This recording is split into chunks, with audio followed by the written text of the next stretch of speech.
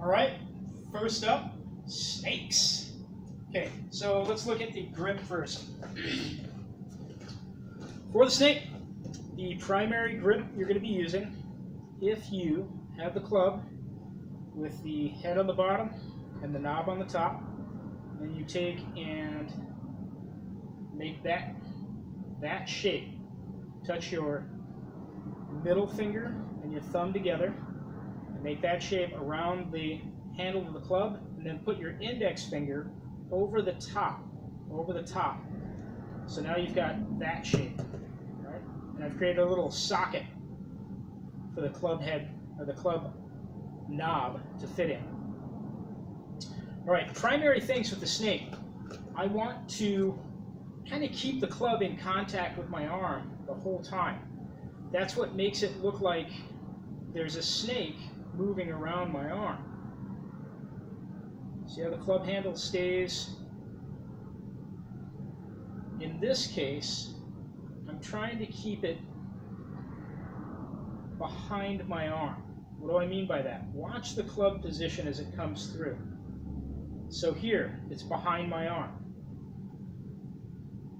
When it comes through here, it is behind my arm. Now it's in front of my arm. I want to turn my thumb down. Now it's behind my arm. Still behind my arm. And then there's the cast off. Let's just work on the circle first. So keep the club in contact with your arm. Don't let it come off your forearm. And I do that by pushing the club into my arm. And then the shape I'm making with my elbow is a circle. Elbow extends, thumb turns down, elbow goes into full flexion, and then extends again, right? And it's one turn, two turns, and then there would be the cast off. Let's look at the cast off. The cast off is essentially a way to take the club and bring it back to the original position. So a couple of ways to play with this. Going from here, tuck the club, point the thumb down, bring the thumb in. Let's do that again. I've got the club free, fingers over the top. I've made the snake grip. I'm going to press it into my arm. I'm going to turn my thumb down. I'm going to bring my elbow in, or my palm in, and then do it again.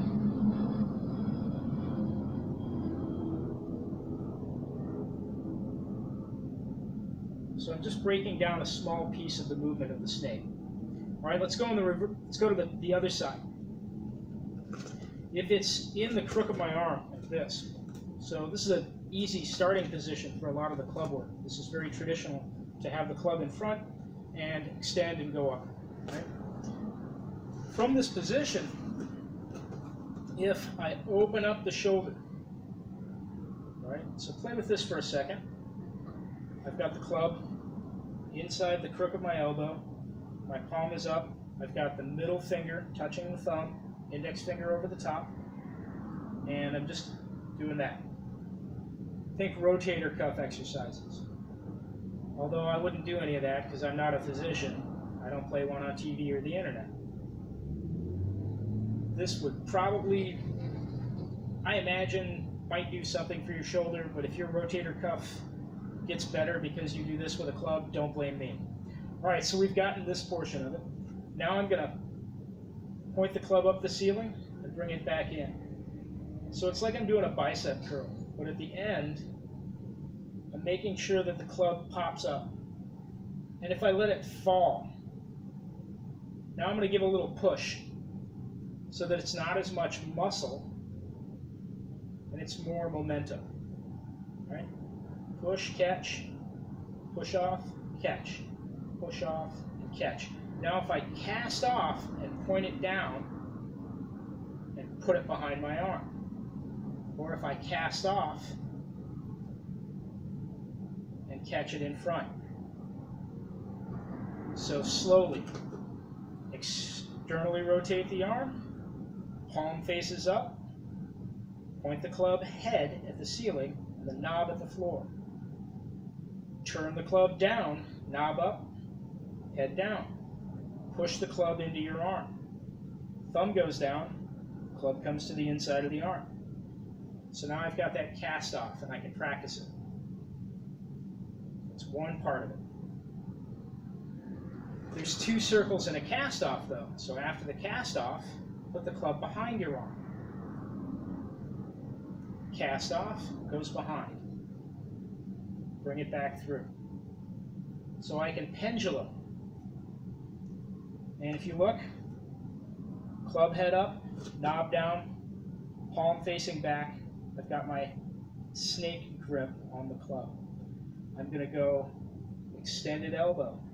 Turning the palm up lets it fall behind my arm and come back in. One circle. Two circles.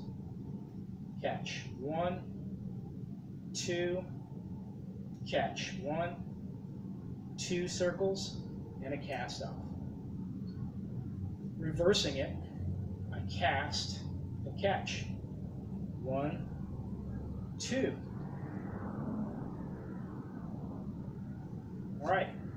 So this is what I call a vertical or a horizontal snake. Horizontal. A vertical snake would be going from top to bottom or bottom to top. It's the same principle, and I'll demonstrate it, but I won't talk about it in this video. I just wanted to cover horizontal snakes.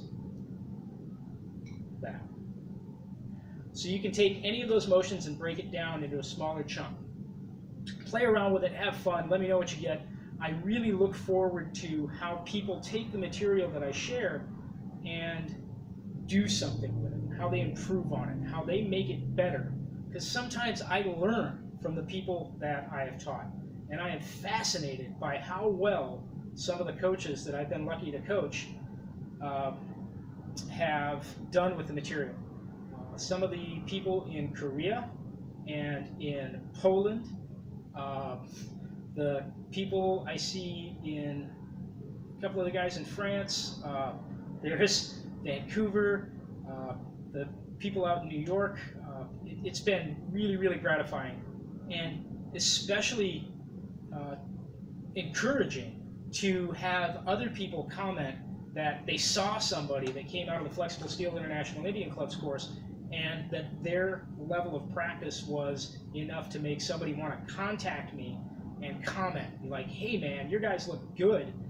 That's cool. I really appreciate it. It's the highest compliment that anybody could pay me is being better than me. So go forth into the world and do unto others before they do unto you. Thank you for taking the time to watch this. I look forward to seeing you sometime at a CERT or here at the club for any of the classes I teach. Remember, I am currently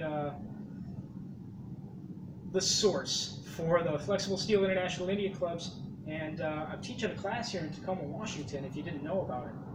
You can come down and take class anytime you want, Monday through Friday, 8 a.m. It's open to anybody. Just bring your clubs. If you don't have clubs, we'll sort you out. Have a great day. Cheers.